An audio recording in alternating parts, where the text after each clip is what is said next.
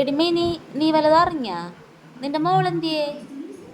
ഇതാര്? ആ ചേച്ചി, അവളെ കോളേജിൽ പോയേക്കണ്. ആ, മറൈൻ ഡ്രൈവാണ് നിന്റെ മോക്കടെ പഠിക്കാൻ പോണ സ്ഥലം. നിന്റെ മോളും നിന്റെ അപ്പുറത്തെ അയൽവക്കത്തെ ആ ചെറുക്കനല്ലേ, എന്താണ് അവന്റെ പേര്? ആ ചെറുക്കനും കൂടി മറൈൻ ഡ്രൈവ് ഇരിക്കണ ഞാൻ കണ്ടുകൊണ്ടാണ്. അതൊന്നും അവളായിരിക്കൂല ചേച്ചി. നിന്റെ മോളല്ലെന്നാ. ഇന്ന് നിന്റെ മോളുടെ ഒരു മഞ്ഞ ചുരിദാറും കറുപ്പ പാൻറ്റുമാണ് ഇട്ടോണ്ടും പോയേക്കണത്. അങ്ങനത്തെ ഒരു കളറുള്ളൊരു ടോപ്പ് കൊച്ചിനുണ്ട്. ഇന്നതാണ് ഇട്ടേന്ന് എനിക്ക് അറിഞ്ഞൂടാ. ഞാനാണ് ശ്രദ്ധിച്ചില്ല. രാവിലെ തന്നെ ഭക്ഷണമൊക്കെ ഉണ്ടാക്കണതിൻ്റെ തിരക്കിലായതുകൊണ്ട് ഞാൻ ശ്രദ്ധിച്ചില്ല. ഞാനും എൻ്റെ പേരക്കിടാൻ കൂടി കണ്ടുവന്നതാടി. അവൾ ആ ചെറുക്കൻ്റെ അടുത്ത് നിന്ന് വർത്താനം പറയണത്. ഈ അയൽവക്കത്തിരുന്നോണ്ടേ അവൻ പ്രേമിക്കണേണ് നിന്റെ മോള. നിന്റെ കെട്ടിയാണ് അവിടെ കിടന്ന് കൂവണ എന്താന്ന് നോക്ക്. കോളേജിൽ നിന്ന് വിളി വന്നിട്ടുണ്ട്. ഇവിടെ എല്ലാവരും അറിഞ്ഞില്ല എല്ലാ കാര്യവും, നീ മാത്രം അറിഞ്ഞിട്ടില്ല. നീ ചുള്ളി വെട്ട് നിന്നോ? ഞാൻ എന്താണ് കോളേജിൽ നിന്നാണ് വിളിച്ചത്. ടീച്ചറോട് സംസാരിക്കണ്ടേ? ഞാൻ ചേട്ടനോട് ചോദിക്കട്ടെ. ചേച്ചി ചേട്ടനോട് പറയണ്ടേ?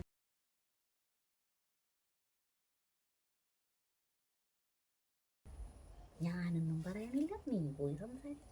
എൻ്റെ ദൈവം, എന്തൊക്കെയാണ് ഞാൻ കേൾക്കണം? അവളിത് എവിടെയാണ് പോയത്?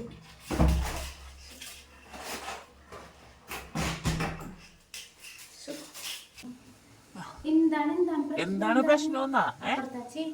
നാട്ടുകാരെല്ലാവരും അറിഞ്ഞു, നീ മാത്രം ഒന്നും അറിയാത്ത. അവള് കാവറായിട്ട് നടക്കണം. ഞാൻ എന്ത് ചെയ്യണോടി? പിള്ളേരെ പെമ്മക്കളെ വളർത്തണത് മര്യാദക്ക് വളർത്തിക്കോളണം. കാവറായിട്ട് വളർത്താൻ നിൽക്കരുത്.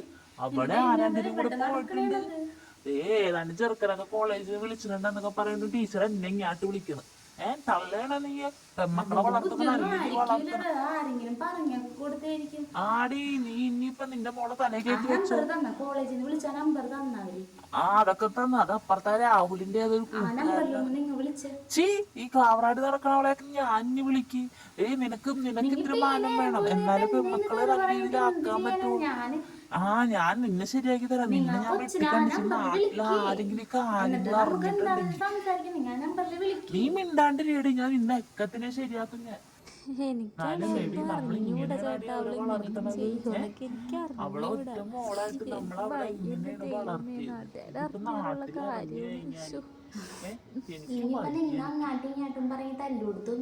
എന്നാലും ചേച്ചി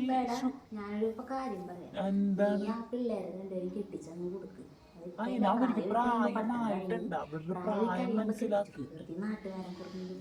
നാട്ടുകാർ അറിഞ്ഞാലുള്ള വിഷയമാണ് ഞാൻ ആലോചിക്കുന്നത്.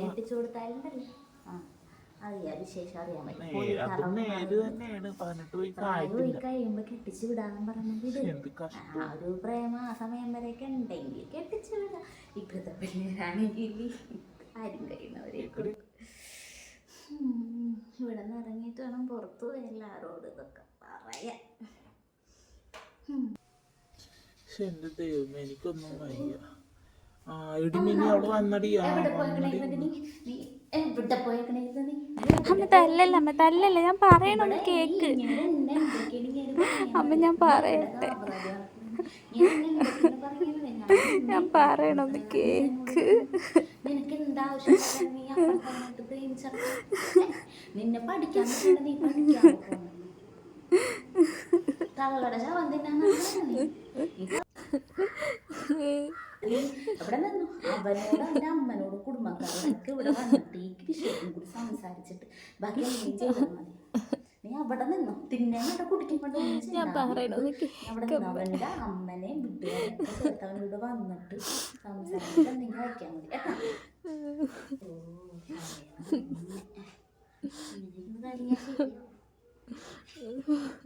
മക്കള് കരയണ്ട. ഇനിയിപ്പോ എന്തിനാ വരാനുള്ളതൊക്കെ ഇങ്ങനെയൊക്കെ ആയി പോയില്ലേ. അച്ഛൻ്റെ അമ്മയുടെയും മുഖത്ത് കരിവാരി തേച്ച് ഇനിയിപ്പോ ഇതിന് കരഞ്ഞിട്ടൊക്കെ. ഇനിയിപ്പോ കരയണ്ട. ഞാൻ കാര്യം പറയാം. രണ്ടു വട്ടം കാത്തിരിക്കല്ലേ.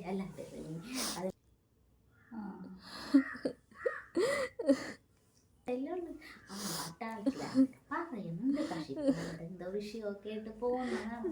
നീ ഓർത്തു വെച്ചോട്ടെ. അവനെന്തോ വിഷയമായിട്ട് പട്ടാളത്തിൽ നിന്ന് പോകുന്നതാണ്. അവനാണ് കഞ്ചാവും മറ്റുള്ള കാര്യങ്ങളൊക്കെ ഉണ്ടെന്നാണ് കേൾക്കണം.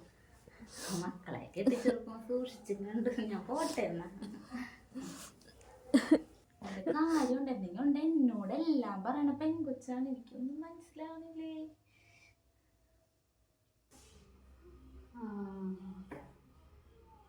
പാലടച്ചേക്കാലേ,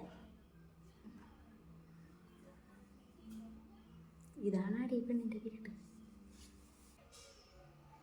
ഇത് തന്നെയാണ് ചേച്ചി വീട്. ആ വാലടച്ചിരി പുറത്താരും അറിയണ്ട. ചേച്ചി അങ്ങ് ചെല്ലും.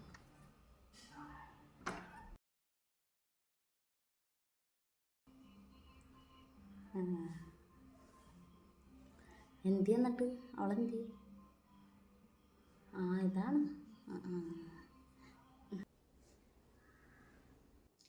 ചേച്ചി, എനിക്ക് നിങ്ങളോട് വിശേഷം പറയാൻ വേണ്ടിയിട്ട്, വിരുന്നിന് വേണ്ടിയിട്ടാണ് നിങ്ങളെ ഇവിടെ വിളിച്ചു വരുത്തിയതല്ല. കാര്യം എന്താണെന്ന് ഇവൻ പറഞ്ഞിട്ടുണ്ടാവില്ല അല്ലേ? ഇത് മാറിയിട്ടില്ല. ഞങ്ങളായിരിക്കും അവിടെ തന്നെ ഇരിക്കണേ. ഒരു ദിവസം പട്ടിണി ഇരിക്കണേ ഞങ്ങൾ. അതറിയോ? ഞങ്ങൾക്ക് കുഴപ്പമില്ല, ഞങ്ങളുടെ കൊച്ചിന് വേണ്ടിയിട്ട് ഞങ്ങൾ പട്ടിണി കിടക്കുക, ഞങ്ങൾക്ക് ഒരു വിഷയമില്ല. ഇവൻ ഈ പരിപാടിയിൽ നിന്ന് ഇവൻ മാറിപ്പോക്കോ, ഒരു ബന്ധമില്ല. അല്ലെങ്കിൽ നിങ്ങൾ ഇപ്പോൾ അവളെ വിളിച്ചോണ്ട് പോക്കോ. അവളെ വേണ്ട ഇവിടെ, അവൾക്ക് വേണ്ടിയിട്ട് ജീവിച്ചാൽ ഞാൻ പറയണം അവൾ ഇവിടെ വേണ്ട. നിങ്ങൾ കൊണ്ടുപോക്കോ.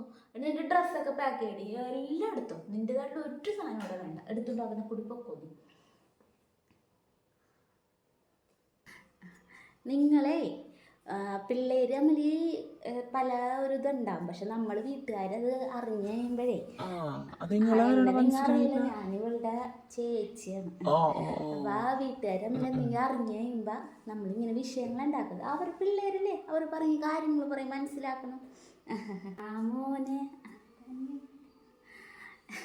അതെ, ഞാൻ രാഹുലിൻ്റെ വല്യുമ്മച്ചിയാണ്.